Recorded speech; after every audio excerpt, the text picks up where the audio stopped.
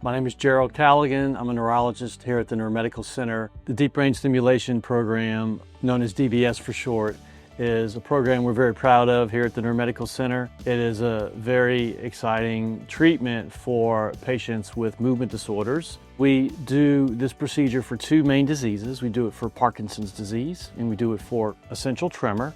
We do have some unique features about our deep brain stimulation program.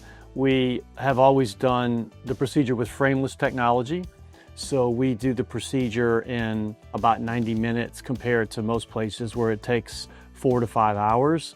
Some people, especially people with essential tremor, they can get immediate results from the very first programming session after the surgeries are over. I mean, as soon as I turn it on, literally their tremors can be gone completely and instantly. There's people that are finally able to do the things they love,